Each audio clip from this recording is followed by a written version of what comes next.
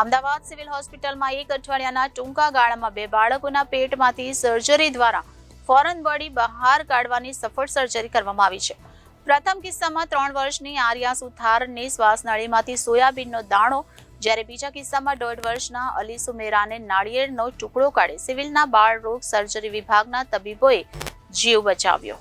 પ્રથમ કિસ્સાની વિગત એવી છે કે મહેસાણાના વતની અને વ્યવસાય સુથારી કામ કરતા ખોડાભાઈની 3 વર્ષની દીકરી 1 એપ્રિલ 2024ના રોજ રમતમાં આકસ્મિક રીતે સોયાબીન શ્વાસનળીમાં જતા તીવ્ર શ્વાસોશ્વાસની તકલીફ ઊભી થઈ હતી. ખોડાભાઈના પત્ની મનીષાબેનને સોયાબીનનો દાણો ખાધા પછી તરત જ ઉધરસ આવતા શ્વાસનળીમાં સોયાબીનનો દાણો ગયો હોવાની શંકા જતા સાંજે 7 વાગ્યાની આસપાસ મહેસાણા સિવિલ હોસ્પિટલમાં લઈ ગયા હતા. મહેસાણા સિવિલમાં તેણીને શ્વાસ લેવામાં તકલીફ હોવાથી સતત ઓક્સિજનની જરૂર પડી રહી હતી. ત્યારબાદ 5મી એપ્રિલ 2024ના રોજ મહેસાણા સિવિલથી આર્યાને ખાનગી હોસ્પિટલમાં રિફર કરવામાં આવી. 5 દિવસ માટે ખાનગી હોસ્પિટલમાં દાખલ રાખ્યા દરમિયાન આર્યાનો છાતીનો સીટી સ્કેન કરતા HRCT થોરાક્સ શ્વાસનળીના નીચેના ભાગમાં કોઈ વસ્તુ ફસાયેલી હોવાનું માલુમ પડ્યું હતું. ત્યારબાદ તેણીને વધુ સારવાર અર્થે 1200 બેડ સિવિલ હોસ્પિટલ અમદાવાદમાં રિફર કરવામાં આવી, જ્યાં તાત્કાલિક ધોરણે બાળ રોગ surgeon doctor Jayshree Ramji, professor doctor Smita, professor અને ડોક્ટર નિલેશ, એસોસિએટ પ્રોફેસર અને એનેસ્થેસિયા વિભાગની ટીમ દ્વારા તેની બ્રોન્કોસ્કોપી કરવામાં આવી. આર્યાને માતાએ જે શંકા કરી હતી તે સાચી પડી. બ્રોન્કોસ્કોપી દ્વારા તેની શ્વાસનળીમાંથી સોયાબીનનો દાણો કાઢવામાં આવ્યો, જે ઓપરેશન પછી ધીરે ધીરે તેણીને શ્વાસની તકલીફ દૂર થતા અને પોસ્ટ ઓપરેટિવ કોઈ પણ બીજી તકલીફ ન રહેતા સ્વસ્થ જણાતા રજા આપવામાં આવી. બીજા કિસ્સાની વાત કરીએ તો ગીર સોમનાથના શાહિદભાઈ સુમરા અને મુનિજાબેનના 1.5 વર્ષના દીકરા અલીને 18 એપ્રિલના રોજ અચાનક શ્વાસ લેવામાં તકલીફ થતા અને ખાંસી આવતા તેની મમ્મી મુનિજાબેનને દીકરાની શ્વાસનળીમાં નાળિયેરનો ટુકડો ગયો હોવાની શંકા જતા તાત્કાલિક સોમનાથમાં પ્રાઇવેટ ENT સર્જનને બતાવ્યું. ત્યાંથી અમદાવાદ સિવિલ રિફર કરવામાં આવ્યા, જ્યાં ડોક્ટર રાકેશ જોશી, પીડિયાટ્રિક વિભાગના વડા અને મેડિકલ સુપ્રિન્ટેન્ડન્ટ તથા એનેસ્થેસિયા વિભાગના પ્રોફેસર ડોક્ટર સ્મિતા અને એસોસિએટ પ્રોફેસર ડોક્ટર નિલેશની ટીમે બ્રોન્કોસ્કોપી કરી અને મુનિજાબેનની શંકા મુજબનો નાળિયેરનો ટુકડો બહાર કાઢ્યો. ઓપરેશન બાદ પોસ્ટ ઓપરેટિવ સમય સામાન્ય પસાર થતા બાળક સ્વસ્થ થતા રજા આપવામાં આવી.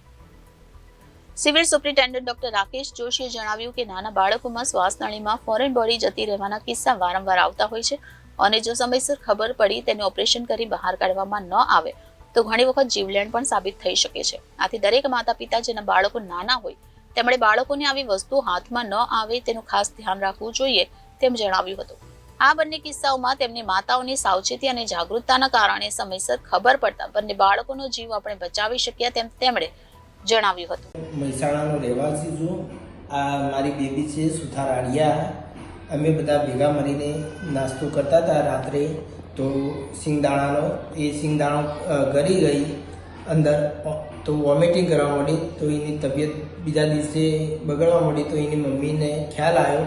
તો અમે મહેસાણાની સિવિલ હોસ્પિટલની અંદર ગયા, એને ઓક્સિજન ચડાવ્યું અને બીજા નાશ એવું બધી કોઈ આપ્યું, પણ એના કોઈ ફેર પડ્યો નહીં.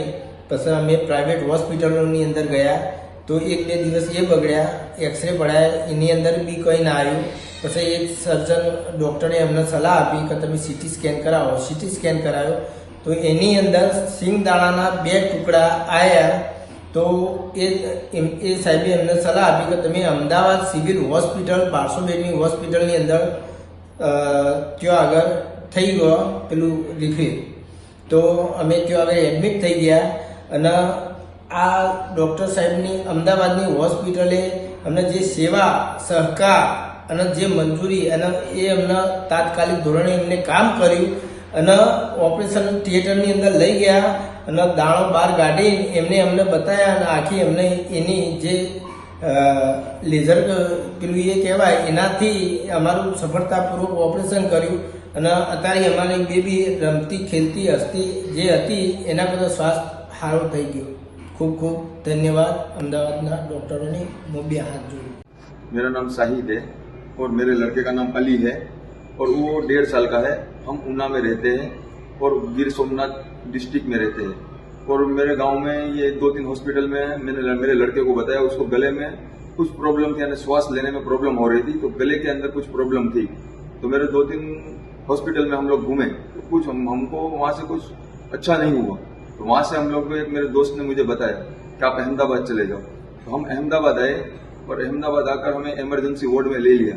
इमरजेंसी वार्ड में लाए और यहाँ सब ट्रीटमेंट इमरजेंसी में तुरंत शुरू कर दी और फिर इसका ऑपरेशन हुआ। लेजर द्वारा उसके गले के अंदर दूरबीन डाला और दूरबीन डालकर वहां से 2 नारियल के टुकड़े निकाल के हमें बताए। तो अभी मेरे लड़के को सब अच्छा भी है और सब खा भी रहा है।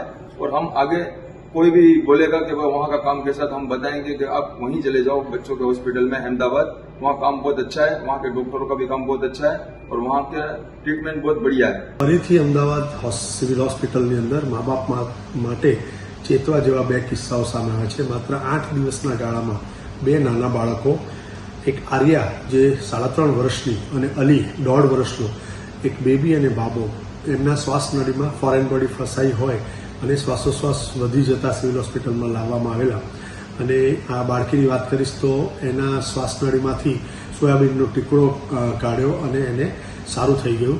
અને બીજા બાળકની વાત કરીશ તો એની અંદરથી જે કાચું કોપરું આવે ને એ કોપરાનો દાણો એમાં ફસાયેલો હતો, જેને કાઢી અને બંનેને સારા કરી અને ઘરે મોકલી દેવામાં આવ્યા। આ ખૂબ કોમ્પ્લિકેટેડ બ્રોન્કોસ્કોપીની એનેસ્થેશિયાની વાત કરીશ તો ડૉક્ટર સ્મિતાબેન અને એમની સાથે ડૉક્ટર નિલેશની ટીમે એનેસ્થેશિયા આપ્યો।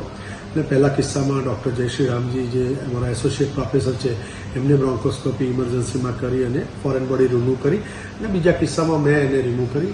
કહેવાનો મતલબ એટલો જ છે કે દરેક મા બાપે જ્યાં સુધી બાળક પોતે સમજતું ન થાય અથવા ખાતે ઓતરાઈ જાય અથવા કંઈક પણ વસ્તુ ખાધા પછી તરત જ શ્વાસોશ્વાસની ક્રિયા વધે તો તાત્કાલિક આસપાસના ડૉક્ટરને મળી ઇન્વેસ્ટિગેશન કરી અને જે જગ્યાએ પહોંચી જવું જેથી કરીને આ ફોરેન બોડી ઇમિડિયેટલી રિમૂવ કરી દેવામાં આવે। ક્યારેક એવું બને કે જો શ્વાસનળીની અંદર જો એ ફસાઈ જશે તો જીવનું જોખમ પણ થવાની શક્યતા રહેલી છે। દરેક મા બાપે એવું ધ્યાન રાખવાનું છે કે જ્યાં સુધી બાળકો 5 વર્ષના ન થાય ત્યાં સુધી આવી બધી વસ્તુઓ, ખાસ કરીને આપણે કહીશું કે સિંગના દાણા, ચણાના દાણા, કઠોળ, સોયાબીન, જેમ આપણે જોયું કોપરું, પછી ટાંકણી કે પછી પેલા બેટરીના સેલ, LED બલ્બ, આવી ઘણી બધી ફોરેન બોડી અમે અત્યાર સુધી કાઢી ચૂક્યા છીએ। તો ખાસ ધ્યાન રાખવું કે 5 વર્ષનું બાળક ન થાય, સમજણું બાળક ન થાય ત્યારે આવી બધી વસ્તુ એક્સિડન્ટલી તે મોઢામાં ન નાખે, એનું જો આપણે કાળજી રાખશું તો આવી રીતે ઇમરજન્સીમાં દોડતા હોસ્પિટલાઇઝ નહીં થવું પડે। સારું છે, ફેસિલિટી અવેલેબલ છે સિવિલમાં, જેથી કરીને આપણે આવા બાળકોને તરત સાજા કરી શકીએ છીએ। Bureau reporter Janadesh news Ahmedabad.